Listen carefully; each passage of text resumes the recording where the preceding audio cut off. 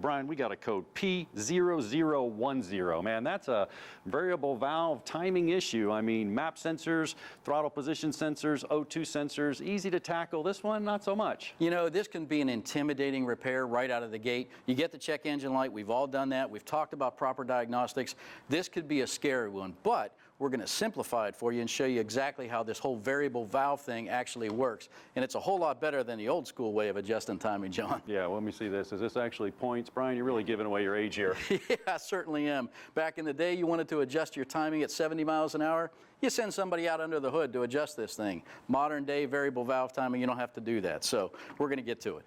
Now, as complex as it sounds, true tech garage fashion, we're going to simplify it for you. So I got a demo set up that's going to show you how the variable valve timing works, but you always need to start with a good visual inspection. You'll tackle that. I'll get the demo set up. Awesome. Now, he's got that fancy wireless scan tool, which I love, but for most of us working in the driveway, we've got a scan code reader like this from Rock Auto.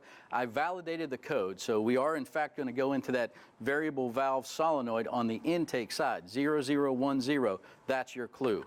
So, let me get this out of the way. As we do with any project in Tech Garage, the first step is a really good visual inspection. You're looking for anything obvious that's either a contributing factor to the problem or a primary factor to the problem.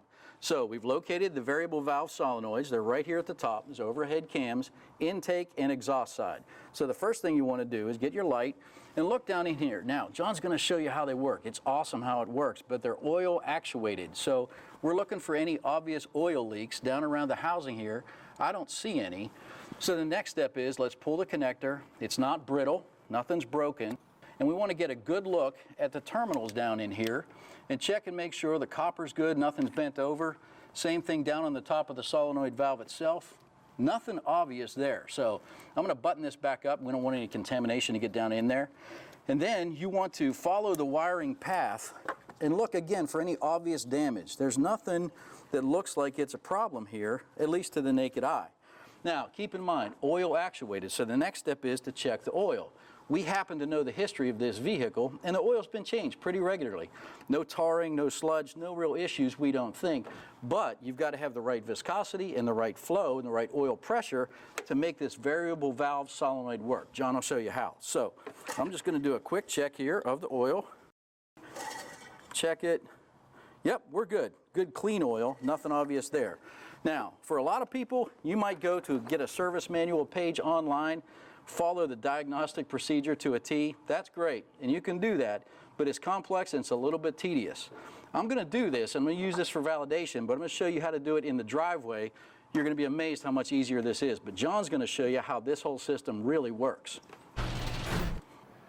Variable valve timing. What is it? How does it actually work? Well, it actually optimizes performance by moving the camshaft, and it affects timing, like Brian said earlier. How does it work? Well, you have a computer on your car, and what it does, it looks at inputs, all these different sensors, camshaft, crankshaft, engine load. These are called enable criteria.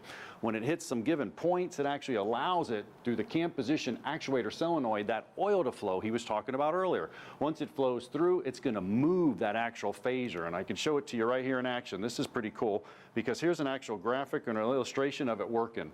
So what's happening is it actually starts to go here, and when it goes, you can see the camshaft's actually moving and the timing chain is not. So that allows the valves to open at different times. Here it is on our engine right here. If you look at the front of the engine, what you have is that you have a variable valve timing system.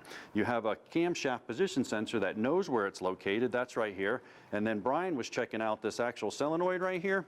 This is the actual solenoid. Now the solenoid allows that oil to inject into the system. So those two components allow this phaser to move back and forth. Once again, it's watching it, it's looking at these positions where it's at, it's moving back and forth with oil injection through the cover, through the center, and it's moving that camshaft. Now here it is in action. This is really cool because I have one out of a car, and if I take the front of this off, I'm going to show you how it works. And you can actually see the little vanes and the wipers in here, and you can see what it's doing.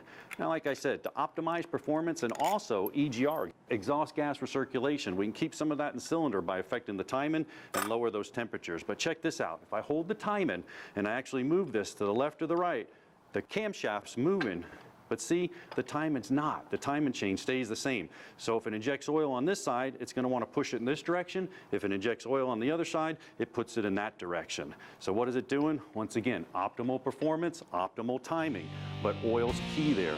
But I'll tell you what, there's plenty more Tech Garage presented by RockAuto.com. Stick around. We'll be right back.